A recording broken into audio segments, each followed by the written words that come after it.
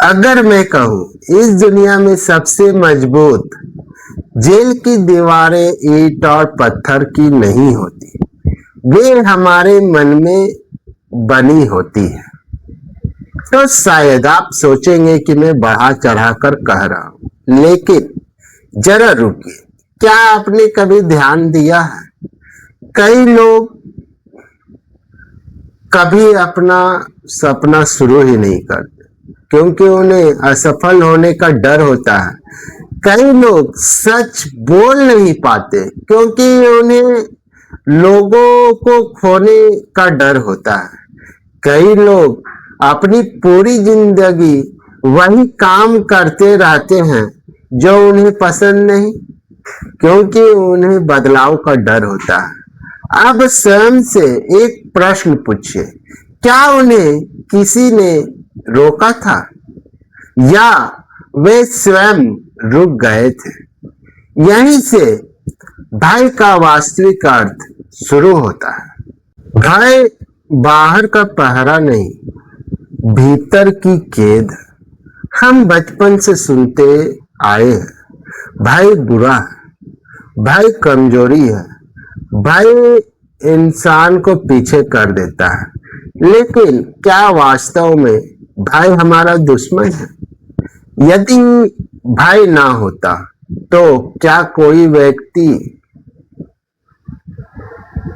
आग से बचता?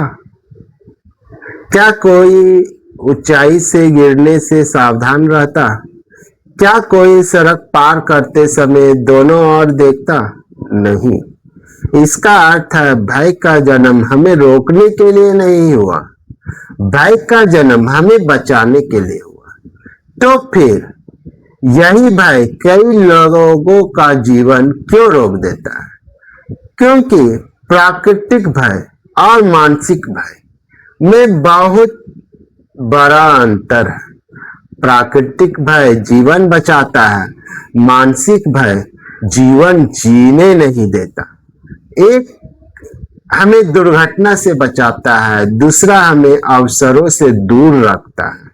यही वह अंतर है जिसे अधिकांश लोग कभी समझ ही नहीं पाते। जरा अपने जीवन की ओर देखिए, आपने कितने निर्णय सही होने के कारण लिए और कितने निर्णय केवल डर के कारण छोड़ दिए?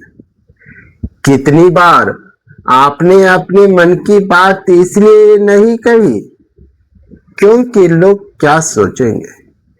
कितनी बार आपने कोई नया काम इसलिए नहीं किया क्योंकि अगर असफल हो गए तो? ध्यान दीजिए, अधिकांश बार हमें असफलता नहीं रोकती, उसकी कल्पना रोकती है। यही मानसिक भय है। भय का और एक गहरा रहस्य, हम सोचते हैं भय भविष्य से आता है, लेकिन सत्य यह है भय कभी वर्तमान में नहीं होता। जब आप इस क्षण को पूरी तरह जी रहे होते हैं तब भय नहीं होता। भय हमेशा भविष्य की कहानी सुनाता है। अगर ऐसा हो गया तो, अगर मैं हार गया तो, अगर लोग हंसने लगे तो, अगर सब खत्म हो गया तो। ध्यान से देखिए, इनमें से कुछ भी अभी नहीं हुआ, फिर भी मन पहले ही डरने लगता है। यही कारण है भय वास्तविकता से नहीं, कल्पना से जन्म लेता है। अब एक प्रश्न, यदि भय केवल एक कल्पना है तो क्या उसे पूरी तरह समाप्त किया जा सकता है?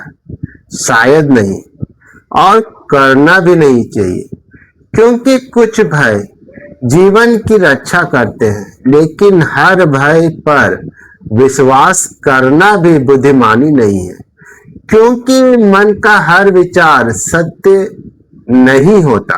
भय का सबसे बड़ा नुकसान यह नहीं कि वह आपको डरा देता है, सबसे बड़ा नुकसान यह है वह आपकी पहचान बदल देता है।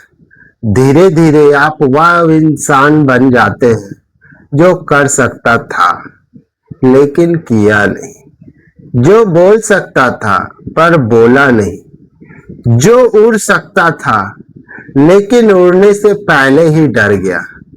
और यही जीवन की सबसे बड़ी हार है।